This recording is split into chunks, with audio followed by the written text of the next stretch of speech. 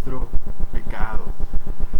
El apóstol Juan escribió en su primera carta, capítulo 1, verso 8: si decimos que no tenemos pecado, nos engañamos a nosotros mismos y la verdad no está en nosotros.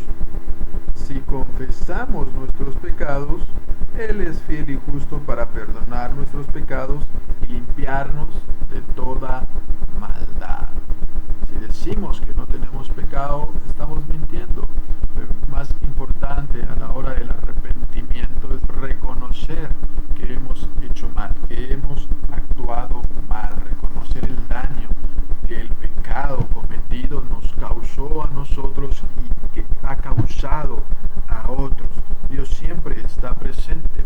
Si ustedes recuerdan la parábola del hijo pródigo se va, pero cuando vuelve en sí, él habla con Dios y dice: volveré a mi casa. Y cuando llega con el Padre, con su Padre terrenal, le dice: he pecado contra el cielo y contra ti.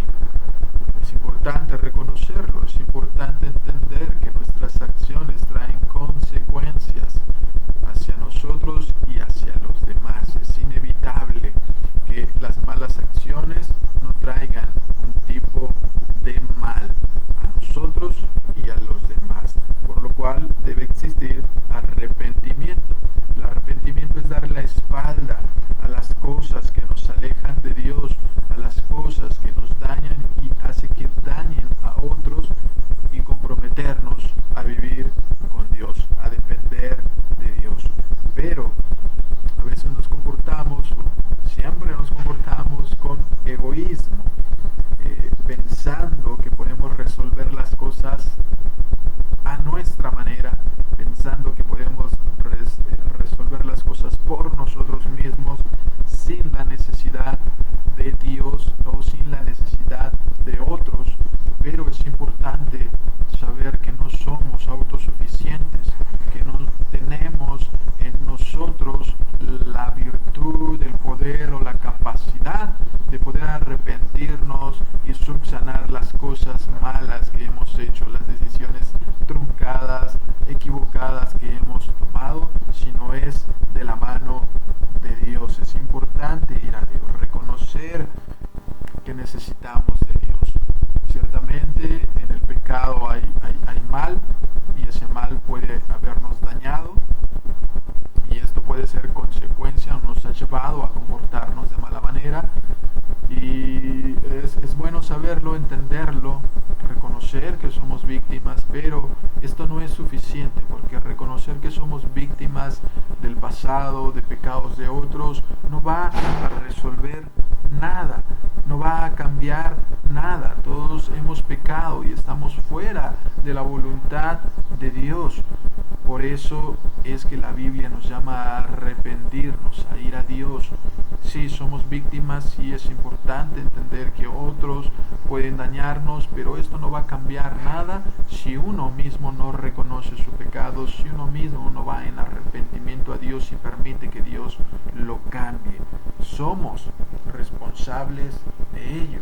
Por eso el apóstol Juan decía: si confesamos nuestros pecados, Dios es justo, Dios es fiel para perdonarnos, para limpiarnos, para regenerarnos.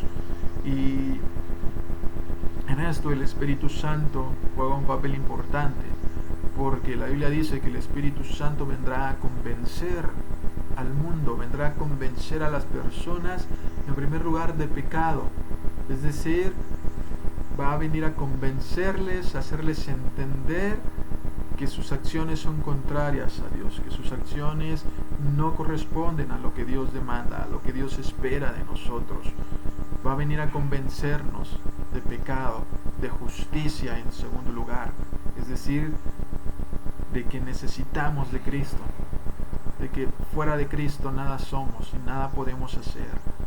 Necesitamos de Él, necesitamos de esa justicia que Dios nos imputa a través de su Hijo Jesucristo para hacernos justificados delante de Él, pero también de juicio, es decir, de que Dios va a venir y va a dar el pago a cada uno según su obra. No podemos burlar a Dios. Podemos engañar, burlar a el hombre, pero a Dios no lo podemos engañar, no podemos en contra de Dios. Y Dios nos llama a arrepentirnos, Dios nos llama a reconciliarnos con Él.